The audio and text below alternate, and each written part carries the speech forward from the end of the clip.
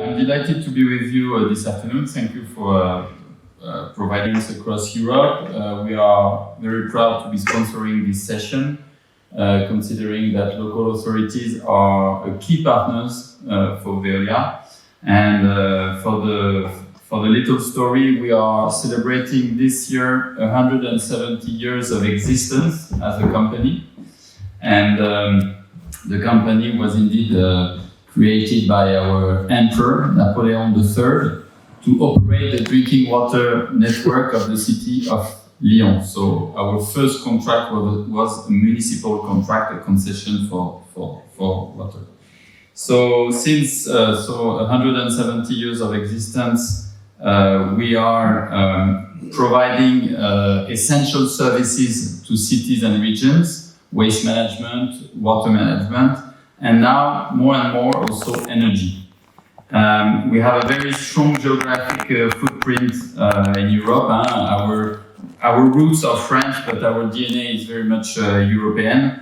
We are present in 18 of the 27 member states. So we are a trusted and privileged stakeholder of the regions and the cities, and we want to contribute to their energy transition and ecological transformation. As a company, we talk about an ecological transformation, which is our purpose, because we think that it's more than a transition, because it's transforming everything we do. The way we move, the way we eat, the way we heat our home, the way we produce products. So it's a transformation.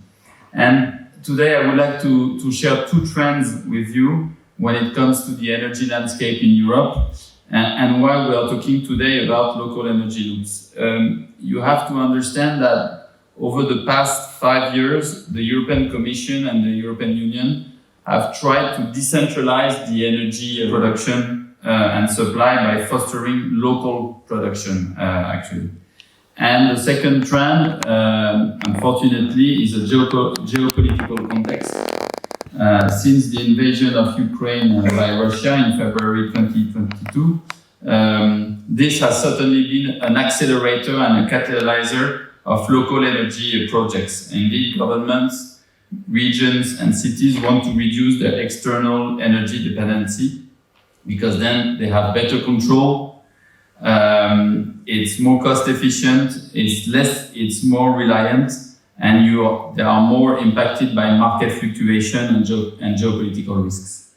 And last but not least, you create local and green jobs. So I would like to present to you 3 concrete local loops of energy across Europe. I've chosen assets and infrastructures that many cities, not all, but many cities in Europe have. A wastewater treatment plant, a district heating network, and a municipal swimming pool. So I'll start with the wastewater treatment plant of Sofia, the capital city of Bulgaria. This plant is treating both domestic and industrial effluents. It's quite a big plant, and it was designed for 1.4 million equivalent inhabitants, so it's one of the biggest in Europe. You have to understand that the energy bill is often the main cost of operation for a wastewater treatment plant, because the treatment is quite energy intensive. Now it's reducing, but the main cost is energy bill. So the objective and the challenge was to make the plant fully energy self-sufficient over time, and it will be reached and we will reach that target in 2025.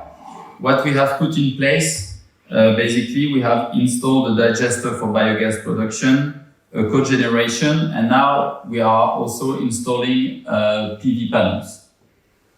So all this was put in place over more than a decade. So it's important to plan the investment over time.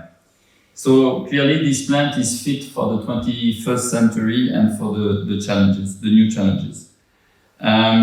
So this was achieved through a public-private partnership between Veolia and the city of Sofia, which we both created a dedicated company, Sofiska Voda, which is the name. to operate this plant.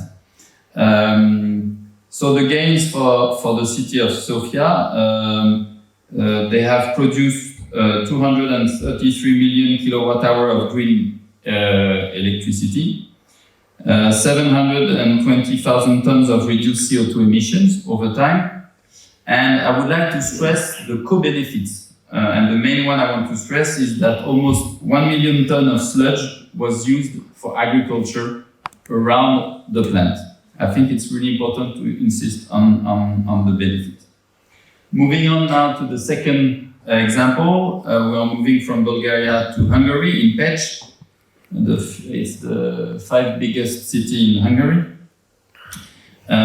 where the challenge was to switch from a fossil fuel-fired boiler to a biomass-only boiler to supply electricity and also heat to the district heating network of Pécs. So we looked around about what could be the available feedstock, the sustainable feedstock around that plant, and in the end we went for straw and wood residues sourced locally by local producers, and with them we signed long-term contract because it was important to have long-term visibility to supply as a feedstock to supply the plant. The gains for the city, again, decrease of the carbon footprint of the city, very much like the first example.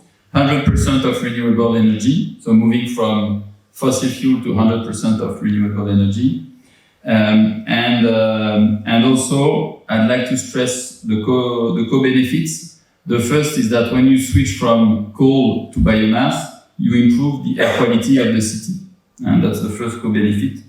And the second one is that in this process, you generate bioash, which is rich in potassium and phosphorus, and that you can use to fertilize the lands. So it was used by the farmers. Moving on to the last example, which is a swimming pool in Paris. It's located in the Paris region, in Aulnay-sous-Bois, which is the second largest aquatic center in France, 7,000 square meters, so a big swimming pool. And here, the challenge was to go for an alternative source of energy to heat the basins, actually. And we went for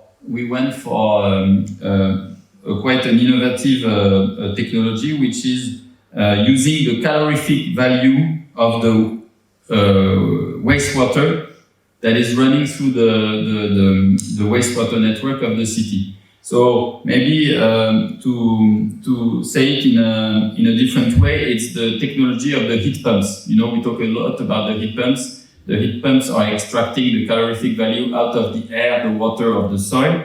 Here we are extracting exactly the same. It's a giant heat pump, actually, where we extract the calorific value of the wastewater. So, and what is important is that there is a stable and constant temperature of the wastewater all over the year, 13 degrees. So there is not, it's not variable. So it's very important. So with this technology, we cover 100% of the heat required for the basins and 85% of the heat for the entire center. This technology was deployed on 10 sites in France. So what are the gains for the city? Reduce the energy bill with controlled energy price. It contributes to the sustainability roadmap of the city. And it's a local, decarbonized and available energy. The main co-benefit I want to stress is that you can